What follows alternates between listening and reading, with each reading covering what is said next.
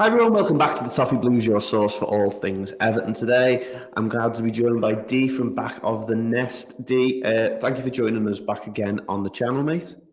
Thank you for having me on. It seems like every other week we're here. Yeah.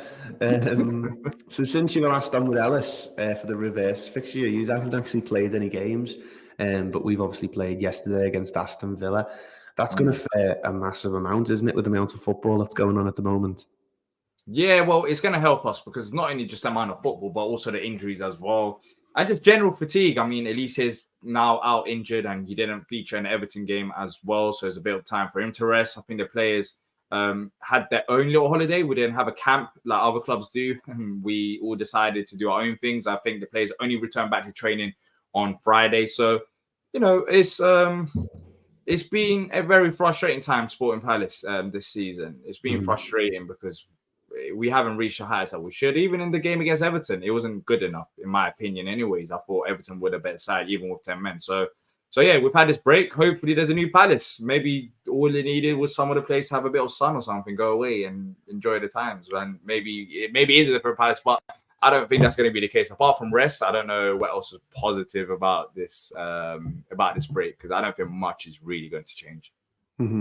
Honestly, I'd bite your hand off for frustrating at the moment. Like supporting Everton is like it's like a full-time job, and it's so many different emotions. Honestly, I'd bite your hand off to just be. Oh, it's frustrating. I didn't know Elise was still out of you. That you've just jogged my memory there. That obviously he didn't play in the first leg, and I remember in the first game, and I remember sitting with a couple of Evertonians watching it, and we were all absolutely made up that he wasn't playing because he's a really, really special player. What did you make of that 0-0 draw at Selhurst? You said that you thought we could have actually won it. So, yeah, what did you make of that game? Because I thought, to be honest, for a 0-0 draw, it was quite an entertaining game. I don't know. Well, I thought the opposite. I just thought it was very boring to watch. Maybe that's because I'm used to it, but it was a typical Palace performance. I mean, it seemed like we was trying to play for the point in a cup game, which kind of sums up our season.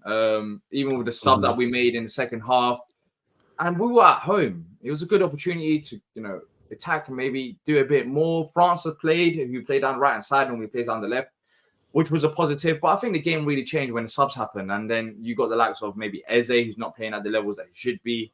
Ever since he's come back from his injury, maybe he needed this break and maybe he can be a bit more energized going into this game.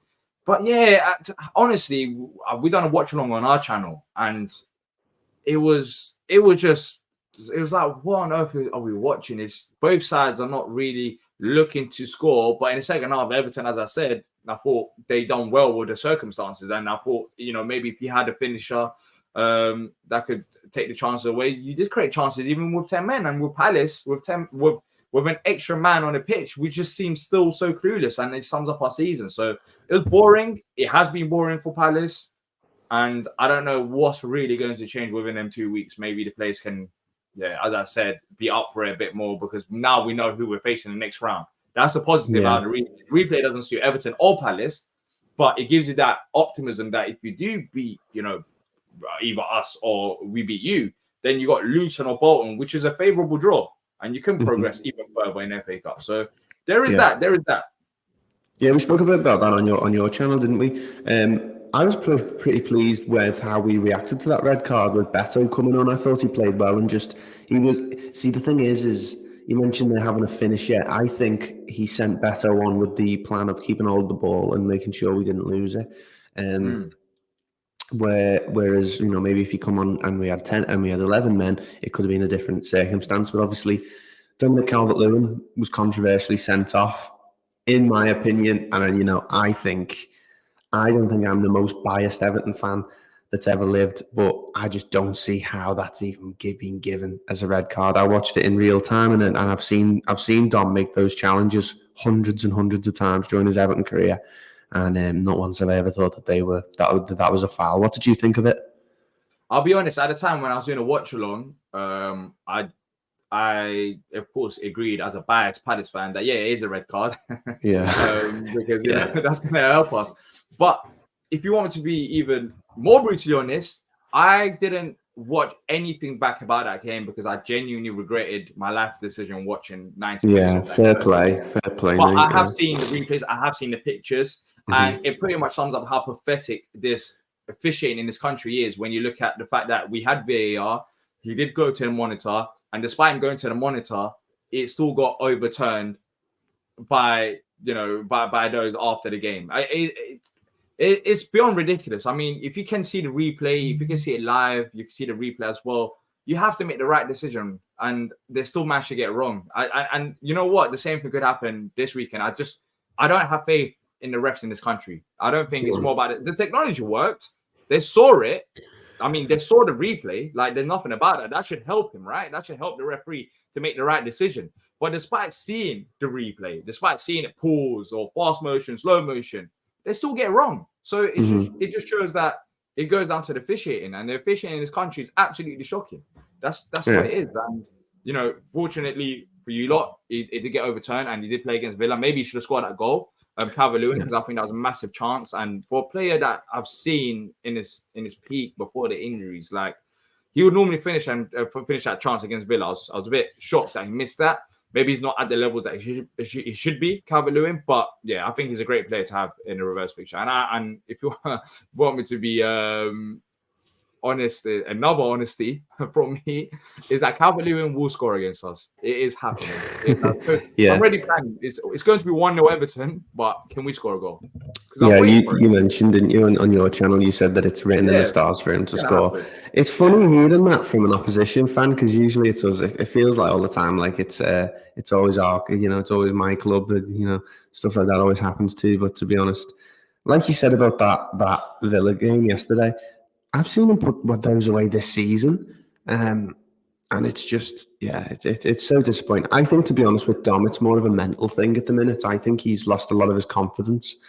And I think that is impacting his game a little bit. I think he had too much time to think yesterday on the ball.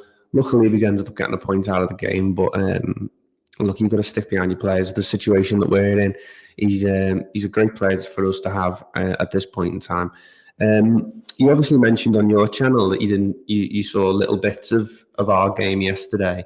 But we'll just talk about the impact that might have had, because I know we would have gone into the game dying for a point. I would have bit your hands off for a point.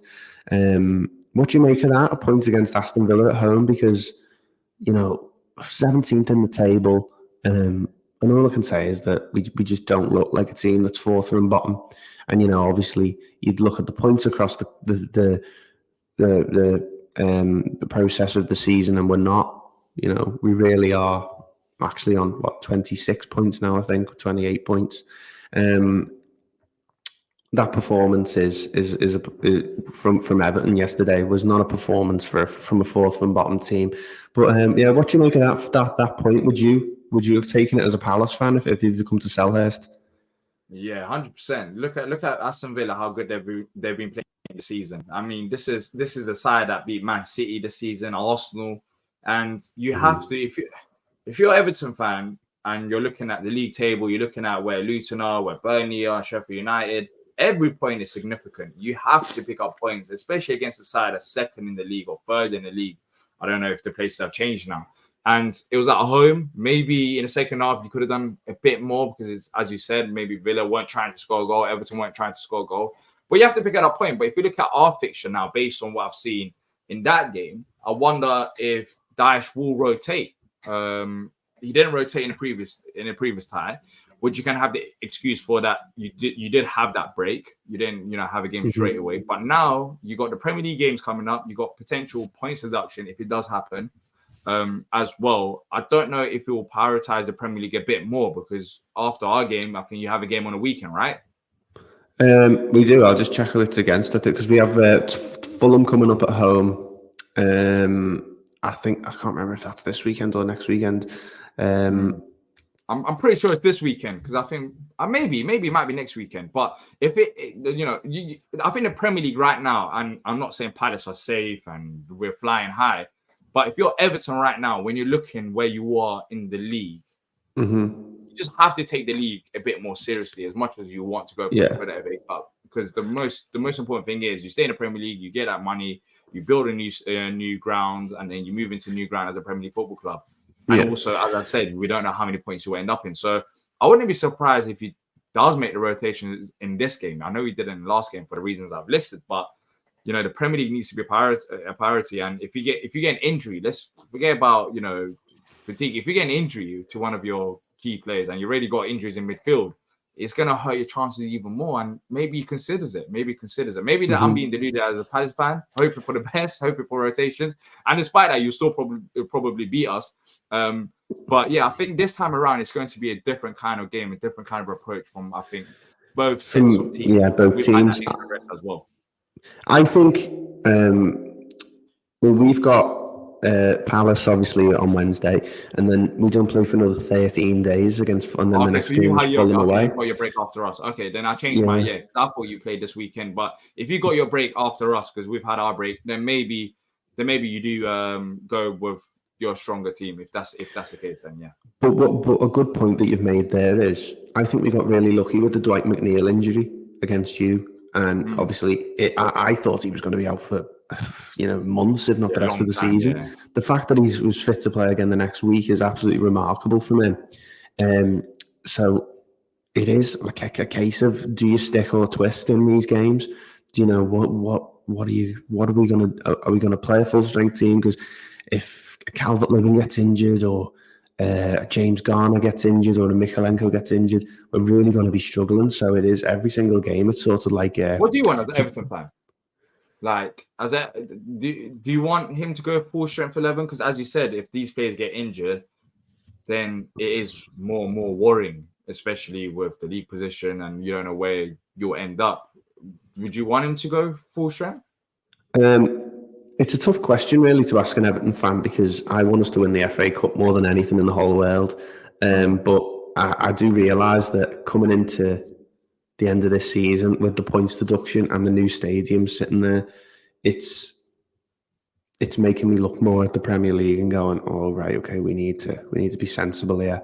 I could do another few years without a trophy at least, but just making sure that we get into that ground in the Premier League with enough finance to really start to build again. So for me as an Everton fan, I do want him to play a good team. I want us to win. But I do think the league needs to take priority for this season, and I don't get paid to make the decisions that Sean Dyche does. So I'm not going to make them for him. But I do want us to stick in there for the FA Cup, at least for a couple of rounds, like we did in the Carabao. Because it was good going a bit further in the cup, and I want to rectify what we did against Fulham. Bottling it there on penalties. We spoke about lineups, so I want to talk a little bit about how Palace are going to play, and any danger man that you think they've got. Because obviously Elise might not be fit for this one, did you say? But Eze's always going to be a threat, isn't he? Yeah, well, Elise, I doubt he'll play in this game. I said as well in our match preview that he's meant to be coming back for the Sheffield United game at the end of this month. But for me, I wouldn't be surprised if he somehow makes for the Arsenal game. But if I had to pick between the Arsenal game on weekend and the Everton game on Wednesday, I'll go for the Arsenal game. One, he has a bit more of a rest, and two, it's a game where it's in a league and they're not in great form. And I would like to see Elise play against Arsenal, because as you said, you might make rotations yourself. So if you make rotations, it might be a bit more balanced. But against Arsenal, you ideally need your full strength 11 to go get something out of that game, or even have a chance of getting something out of that game. So for Palace, I don't know if we'll make that many rotations. The only question is, we shouldn't, in theory, because I don't think, as a Palace fan, I've said this before, I don't think we're in a position to make rotations and throw away games.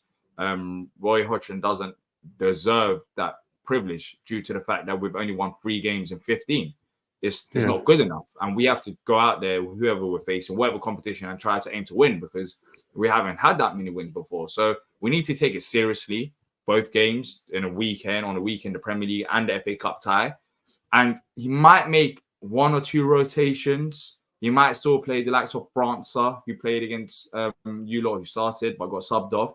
But yeah, I just don't see Roy making that many changes. because one, he's not that type of manager, and two, he's got that excuse now that we have rested these players, so they should be able to play maybe 2 games in 1 week. So yeah. I think it'll be a relatively strong team for Palace, and it should be. As I said, the FA Cup, we've been on it. We haven't won the FA Cup, but we've been on runs in the FA Cup. Yeah. In 2016, went to the finals. Recently under Vieira semi-finals. If you are having a dull season, FA Cup can give you that bit of hope. You look forward to the FA Cup tie, and you're saying, all right, we drew against this team, but the squad still have that boost of confidence that we're in an FA Cup run. So I would like that to happen, because I do like the draw of facing Luton or Bolton at home if we were to go through. I think that does favor us as well. So yeah, there won't be that many rotations, but I think he'll still go for it, Roy Hodgson, 100%. I think he wants to be in this competition. Do you think there's any holes in that Palace team? And if there is any holes that you're really worried about, which Everton player, and you mentioned Calvert-Lewin, you think he's going to score, so I'm presuming you think that he's the main danger man, but who do you think where do you think Palace really need to improve against Everton? Where is the hole that Everton can? I know you asked me on your channel about Everton's strengths and where maybe the weaknesses are, but where do you think the Palace weaknesses are? In terms of the weaknesses, I think we saw it even in the reverse fixture. The weaknesses I think there's 2 main weaknesses. One on the actual on-field, and that is the fullbacks, especially the right back. Left back, I got faith in Tyrick Mitchell, but right back is a clear weakness. And it's so easy to attack us down that side, which you did do, and you did cause us trouble. And that's no surprise to me, because I expected that even before we kicked the ball this season, when we have Joe Wood and the final line as our right backs, which is simply not good enough. And then another weakness, which is not as clear and obvious to neutral fans, is our game management. Our game management has been absolutely terrible this season, and it has cost us injuries. And it does go back to Roy Hodgson. And people may think that this is harsh if you're a neutral fan hearing this, but it's just a fact. I mean, Elise's injury could have been prevented. And I think it goes down to the manager. The manager was warned around the 12th or 13th of December that we need to be careful with Elise. But what happens? We continue playing him. And then in a 3-1 Brentford win, it's 3-1, second half. Instead of resting him, he plays until 9 minutes. And then in the 90th minute, he feels something in his hamstring. And here we are once again. And it goes down to the manager. And you look at our game management against you lot in the reverse fixture. The subs, I think, changed the game and made it way worse, because Will Hughes is not a number 10. You just simply don't do that. There's other options you can do. Ahmada, who came off for France, is a midfielder. He's not a right winger. So it might not be as obvious, but I think our actual game weakness is based on our manager and how he sees the game as well. But yeah, I think it's going to be the wing play that we'll be struggling with, as we saw in previous games, not even in the last game, but even in a reverse fixture for the league game as well, where you lot scored 3 goals. And we just have to make sure that we're tight in the fullback areas and maybe double up on your players and try to stop you like that. Because if we can't, then we've seen it before, and you're playing at home, and so the fans will be on you lot's back, and you'll naturally just press us, which I think we struggled with as well, especially to the start of the game in the reverse fixture. And yeah, so it's both the right back and literally the manager. That's the main thing that I'm worried about, because they can destroy something that's going good based on the decisions that they make. Yeah, well, that's a really good way of looking at it, to be honest. I don't think I've ever had that answer. Is like, actually, the manager's game management can be a weakness, and it's a good point as well. For a team like Palace, who've got a really young squad, you're not the most, you haven't got world-class players in every position. You do have to look after your players, don't you? When you've got a good player who maybe is a little bit injury prone, you do have to look after them. And I think that is one area where I can really praise Sean Dyche, is his way he's looked after Dominic Calvert-Lewin. Players like managers like Benitez and Lampard have really, really scuppered his career, I think, and playing him too soon when he's come back from injury, or playing him for too long. And I think that's where Dyche is really shown is being able to look after players and being able to. Now he just needs to coach him into putting the ball in the back of the net where he's 1-on-1. But I think that's a really good point, and I think we'll look for that as well, because I think our game management is getting better. We're making subs sooner before we concede. We used to make subs after we conceded all the time. It used to wind me up.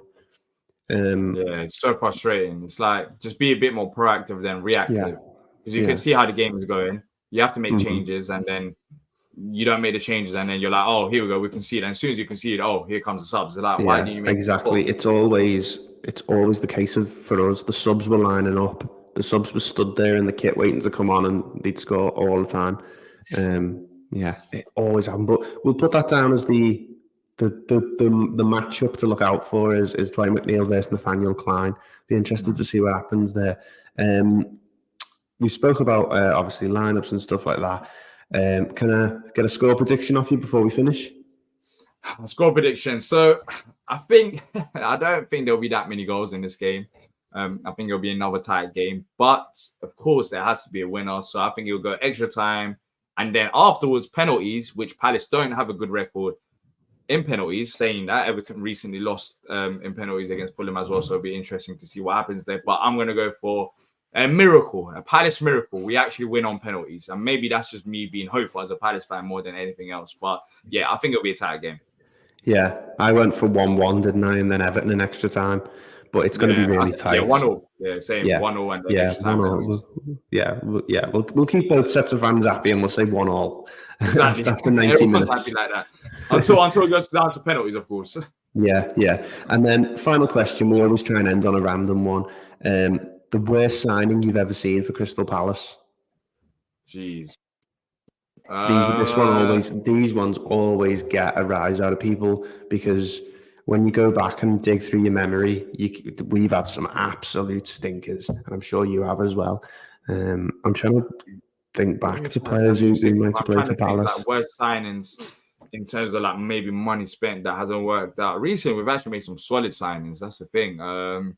I'm trying to go back, think about a worst signing. We've had some weird signings. Yeah, there's been a couple in maybe early Premier League era, maybe 2013, yeah, 2014, we've had 15. Like Erdal Rakip, who, I mean, our worst signings when we come around the January transfer window. We've had Sonogo. We've had some few dodgy. We've had some few dodgy players. How did Shamak get on? No. But Shamak, you know what? Shamak naturally gets a lot of hate on criticism, but he was massive for us. Like, I was thinking because obviously, if you asked an Arsenal fan, they'd probably say he was awful. But but I know for Palace, he didn't score the goal, but he done everything but score the goals. Like, he was so important to us in terms of staying up. But yeah, I'm gonna go. There's a lot of bad signings in the past, but I don't know. The one player that popped up into my head is Erdal Rakip. We signed him, and basically never saw him play. He played for like under 21s, and he was, he wasn't that young himself. So it was a very confusing signing at the time. And yeah, he's, I think, now playing in, I think, Greece or Switzerland. I don't know where he's playing, but he just disappeared. So it was a very, very dodgy and weird signing. And yeah, in that same window, there was a centre back. I forgot his name. He joined us as well, and both of them just didn't play. Yak, that's the name. Yak, he didn't play as well, and yeah, it was the most baffling transfer window I've seen. I can't name how many we've had. What's going on? Yeah, we've had some real bad ones. I'll hit you with a name now. Anwar El Ghazi. He used to play for Villa, and he spent sixth in the most dodgiest. That you mentioned there, you thought it was a bit dodgy. R1, we had. I can't remember. It was Farhad Mashiri, who sort of did it all behind the scenes. Don't know if he had his fingers in different pies, and he owed someone a favour, and he signed Anwar El Ghazi. Exactly. Why? Who is? I've never heard of Erdal Rakip in my life. Yeah. Like, who is he? Who is like Yak? Like, it doesn't sound real. And then they were real. They had photos taken of them, but then they never really ended up playing for Palace like that. And when they did, they were just so poor. It was just beyond ridiculous. I don't know who scouted them, and you said yes to Spider. Yeah, story of my life. All right, mate. Well, I'll let you go now. I won't take any more of your time. Thank you so much for coming on the channel. Just let everyone know where they can find all your stuff on the internet. Yeah, at Back of the Nest, Crystal Palace YouTube channel, and also podcast as well on all the social platforms. And on top of that, if you do want to see me with my Palace ramblings, at the Palace on X or Twitter, whatever you call it nowadays. Brilliant. Thank you so much, Dee, for coming on. Thank you for having me on. It was a pleasure. Hopefully, we catch up. Well, we will catch up with you again soon because there's a reverse fixture once again for the Premier League. But my birthday fixture. Actually, it was meant to be played on my birthday, and they've moved it to Monday for Sky. So I was a bit gutted. Oh, yeah, it's in a few weeks' time. It's in a few weeks' time. So, I'll be back in a few. Yeah. So about this time next month, I'll see you again. Exactly. Yeah. See you later. All right, mate. Well, thank you so much for coming on the channel. Obviously, if you did enjoy the video, make sure you like and subscribe to the Toffee Blues. Make sure you go check out Back of the Nest. And thanks for watching. See you in the next one.